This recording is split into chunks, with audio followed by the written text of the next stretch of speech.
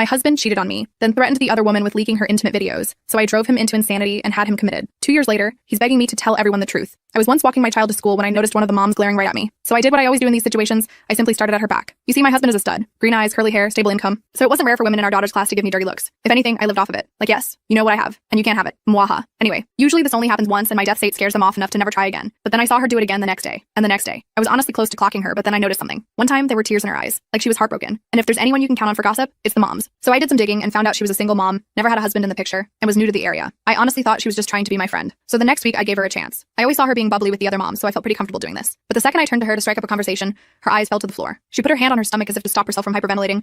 So then I figured it was just social anxiety or something, until I got in the car. Honey, why the F were you talking to that woman? My husband yelled with pure rage in his eyes. Well, my husband never yells, so my first reaction was to start crying. I think he realized he was overreacting, because that's when he put his arm around me and claimed to have not gotten his first coffee of the day yet, as his explanation. I nodded, but fear still clouded my mind. So much so that I didn't even mention the woman again. I was sort of hoping an explanation would just somehow fall into my lap, that it would be simple and lighthearted. Honestly, I think deep down, I knew the truth. That same day, as I got our daughter ready for bed, Ben's mommy told me to give you this. She said if I read it, a monster would come after me. Can you tell me what it says? Ben, of course, is the mystery woman's son. I nodded, thinking it would be some sort of kind-hearted apology. Oh, how wrong I was. At the very top of the piece of paper read, open when you're alone. So I told my daughter I would tell her in the morning, before kissing her forehead and turning off the light. I locked myself in the bathroom. Every possibility ran through my head. Was the teacher a creep? Was my daughter secretly being bullied? But it wasn't any of these things. Luckily, the letter read, your husband has been threatening me. I never knew you guys were together. I'm sorry. That's it. There was no other explanation. It was like some dystopian treasure map written by a person with schizophrenia. So I went downstairs and opened my husband's favorite bottle of whiskey. As soon as he heard the bottle open, he was practically drooling for a glass. I practically filled it to the brim, and he swallowed it down in under a minute. And just as planned, the next morning he was too hungover to go to work or drop off our daughter at school. So like the loving wife I am, I made him breakfast in bed and reassured him that one day off wouldn't do any harm. I dropped off Bella extra early so I wouldn't miss Charlotte, Ben's mom. And that's when I saw her. As soon as she waved goodbye to Ben, I cornered her. One thing about me, I'm a girl's girl. I will always prioritize a woman's safety above all else. Charlotte, I need you to explain what's going on. You have my word that I won't tell. Okay, she said it without hesitation, like she knew this conversation was bound to happen. She then followed me to my car and whipped out her big black iPhone. I wasn't sure what she was doing, but then she opened a message and began to scroll. My heart dropped when I read the name at the top. So before I continue the story, there's some information you need to know. Me picking our daughter up from school is a very new thing. Before it was my husband who was assigned to that. So Charlotte had genuinely believed he was a single, unmarried father. With my own eyes, I read my husband's threats. He had clips of them making love and dozens of intimate photos. He said he would leak them to the school, her family, and her workplace, because she had found out he had a wife, me, and wanted to make sure I knew the truth. I swallowed the bile in my throat. Charlotte took my hand. She promised to help me with whatever part of the divorce process I needed, as long as I made sure her stuff didn't get leaked. But I shook my head. I didn't want that. He had not only broken my heart, but he broke our home. Our baby girl won't get to grow up with two parents. I wanted something worse than divorce. Something that would destroy him. I started noticing changes in him about 3 weeks into my plan. Little things at first. Shadows beneath his eyes, a tremor in his hands, the way his gaze darted to his phone every few minutes with mounting anxiety. He was unraveling thread by thread, exactly as I'd intended. Everything okay at work? I asked one evening, my voice dripping with manufactured concern as I set his dinner plate before him. He rubbed his temples, wincing. Roger keeps saying I sent him bizarre emails, but I swear I didn't write them. And yesterday my presentation files were all corrupted somehow. Numbers scrambled, projections completely off. I frowned sympathetically while satisfaction bloomed in my chest. Tara from accounting had come through beautifully with those files. Subtle adjustments that made him look incompetent without being obvious sabotage. That's strange, I murmured,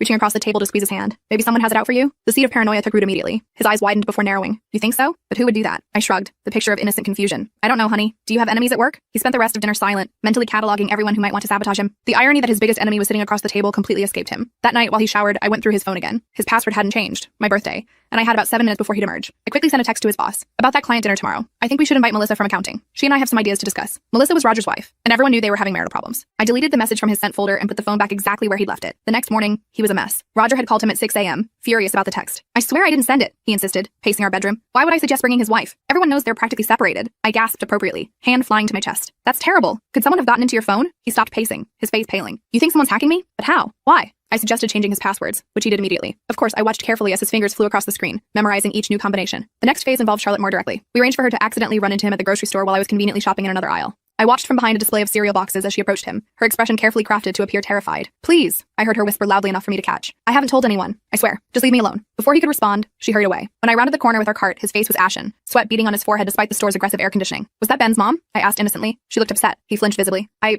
don't know. Maybe. Weird, I commented, placing a box of Bella's favorite cereal in the cart. Want to grab some of that whiskey you like? You seem tense. That night, he drank 3 glasses of the whiskey I doctored with non-alcoholic spirits. All the burn with none of the buzz, growing increasingly frustrated when he didn't feel its effects. I watched him from over my book, noting how he kept checking his phone, jumping at small noises, glancing out the windows. I think someone's following me, he confessed after his 4th glass, voice tight with anxiety. At work? At the store? I keep seeing the same faces. I set my book down, the picture of concern. Honey, that sounds serious. Maybe you should talk to someone professional. He shook his head adamantly, eyes wild. No doctors. I'm not crazy. Of course not, I soothed. But stress can do strange things to perception. The next day, I enlisted Vanessa's help for the next step. She worked at a pharmacy and helped me acquire some mild sleeping aids that I could crush into his food. Nothing dangerous, just enough to make him groggy, to blur the lines between what was real and what wasn't. That evening, I made his favorite pasta dish, carefully lacing his portion with the crushed pills. As we ate, I casually mentioned, oh, I ran into Charlotte today at the coffee shop. His fork clattered against his plate, sauce spattering like tiny blood droplets on the tablecloth. What? What did she say? I blinked innocently, tilting my head. Nothing really. She seemed nervous. Is there something I should know? No, he said quickly, his voice pitched higher than normal. I barely know her. I nodded slowly, letting doubt creep into my expression. Okay, it's just, she acted weird when she saw me, like she was afraid. He pushed his plate away, his appetite suddenly gone, but he'd eaten enough of the doctored food. Within an hour, he was fighting to keep his eyes open on the couch, his words slurring slightly. I feel strange, he mumbled, head lolling against the cushions. Really tired suddenly. Poor baby, I cooed. You've been working so hard. Why don't you go up to bed? I'll be up after I clean the kitchen. Once he was asleep, I went to work. I moved his wallet from his pants pocket to his sock drawer. I switched his toothbrush with a new one of a slightly different color. I changed the time on his watch by 17 minutes. Small things he might attribute to fatigue or forgetfulness. But my masterstroke came next. I used his sleeping thumb to unlock his phone, then sent messages to 3 women from his contact list. Coworkers, nothing romantic,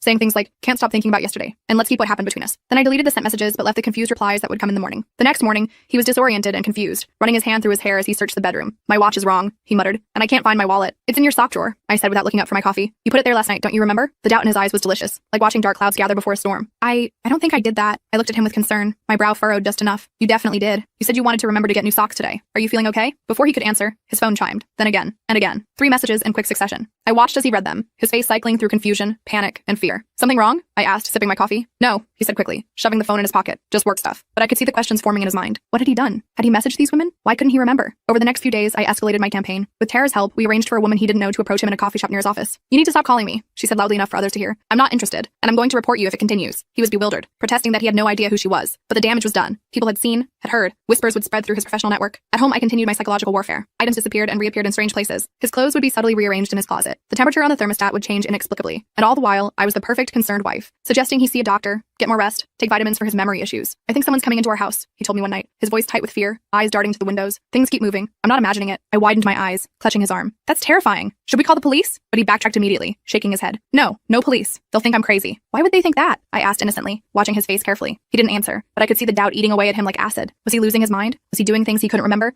Or was someone really tormenting him? The answer, of course, was yes to all 3. Charlotte provided the next piece of the puzzle. She sent him an anonymous email. I know what you did to those women. Stop now, or everyone will know. When he received it, we were having dinner. I watched his face drain of color as he read it, his fork suspended halfway to his mouth. Bad news? I asked, cutting into my chicken. No, he said, his voice strained. Just spam. But later that night, I heard him in his home office, pacing and muttering to himself. I stood outside the door listening, savoring each word like fine wine. They can't prove anything, he whispered. There's no evidence. No one would believe them anyway. I smiled in the darkness of the hallway. He was starting to crack, hairline fractures spreading through his carefully constructed facade. The next morning, he called in sick to work. Said he had a migraine, but I knew better. He was afraid to leave the house, afraid of what might happen, who might approach him, what evidence might surface. I played the supportive wife, making him tea with honey, suggesting he rest. But when he finally fell asleep on the couch, I slipped into his office and planted my next surprise. A small voice recorder hidden under his desk, set to randomly play a whispered, I know what you did, at intervals spaced far enough apart that he'd question if he'd really heard anything at all. That afternoon, he burst out of his office, wild-eyed, a sheen of sweat on his forehead. Did you hear that? He demanded, looking around frantically. I looked up from my laptop, the picture of confusion. Hear what? A voice. Someone whispering. I frowned, concerned. Honey, there's no one here but us. He ran his hands through his hair, tugging slightly, leaving it standing in disarray. I know what I heard. Maybe it's stress, I suggested gently. You've been under a lot of pressure lately. He didn't respond, just went back into his office and closed the door. I heard the lock click into place. That night, I put the next phase into motion. Using a burner phone, I texted him. The women know. They're coming forward. All of them. I watched from across the living room as he received it,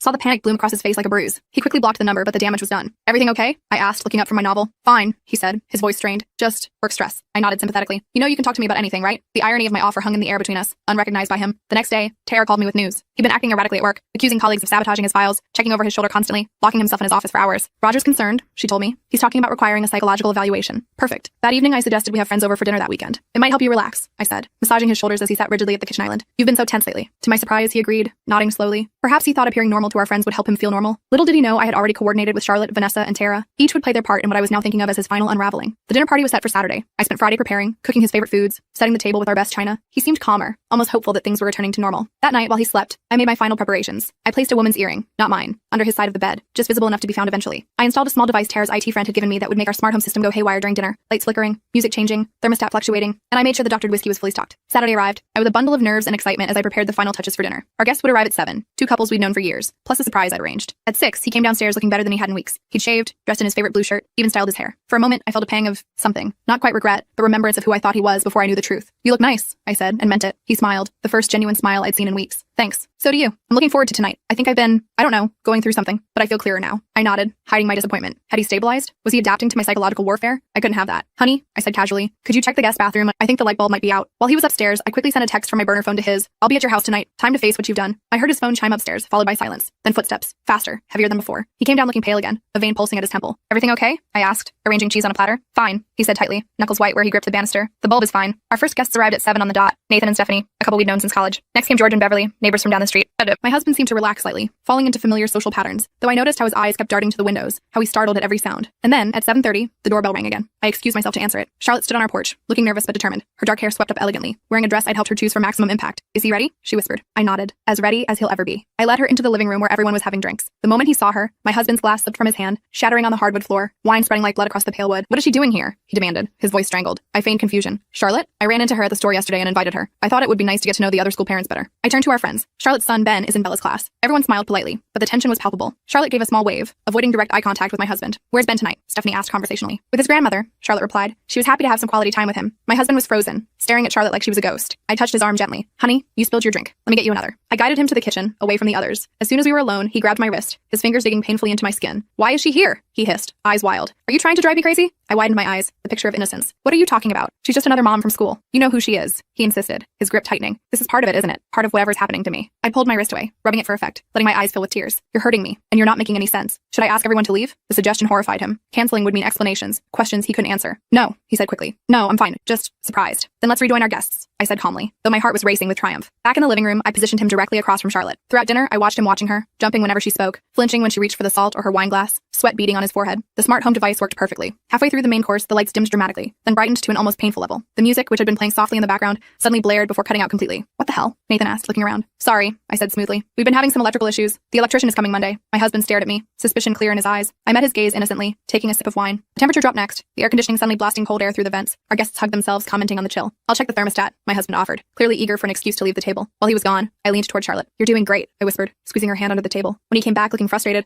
I announced it was time for dessert and coffee in the living room. As everyone migrated, I hung back to serve the cake, giving Charlotte time to position herself. When I entered with the dessert tray, Charlotte was standing by our family photos, holding one of my husband with Bella at the beach last summer. Your daughter is beautiful, she said loudly enough for everyone to hear. She has your eyes, she added, looking directly at my husband. He froze, coffee cup halfway to his lips, a muscle twitching in his jaw. The implication was clear to him, though innocent sounding to everyone else. She knew Bella had been comparing her to her father. Thank you, I replied smoothly. We think she's pretty special. The evening continued with this undercurrent of tension. Every time Charlotte spoke, my husband flinched. Every time the smart home glitched, he grew more agitated. Finally, as Nathan was telling a story, my husband stood abruptly, causing everyone to fall silent. I need some air, he announced, and walked out onto the back patio, the door slamming behind him. I gave it 30 seconds before following him. I found him gripping the railing, knuckles white, breathing heavily. What's going on with you? I asked, keeping my voice low but firm. You're being rude to our guests. He turned to me, his eyes wild. Don't pretend you don't know. You invited her here on purpose. This is all part of it. The messages, the voices, things moving around the house. You're doing this to me. I took a step back, letting hurt and confusion show on my face. What are you talking about? What messages? Honey, you're scaring me. Stop it, he hissed. Stop pretending. I know you know about her, about all of them. This is your revenge, isn't it? I let tears fill my eyes. I don't understand what you're saying. Know about who? What revenge? Maybe we should call Dr. Martinez. You haven't been yourself lately. The mention of a doctor, one we didn't actually have, pushed him over the edge. He grabbed my shoulders, fingers digging into my flesh, shaking me slightly. There is no Dr. Martinez. You're making things up, planting things, trying to make me think I'm crazy. Let go of me, I said, my voice trembling. You're hurting me. The patio door slid open, and Nathan stepped out, his silhouette backlit by the warm light from inside. Everything okay out here? We heard raised voices. My husband released me immediately, stepping back as though burned. I let a tear fall, touching my shoulder where his grip had left a mark. We're fine, I said shakily. Just a misunderstanding. Nathan looked unconvinced. Maybe we should call it a night. No, my husband said quickly, panic flashing across his face. No, everything's fine. I'm just tired. Let's go back inside. But the damage was done. The rest of the evening had a strained quality, our guests making excuses to leave earlier than planned. Charlotte was the last to go, giving me a significant look as she thanked me for the evening. After everyone left,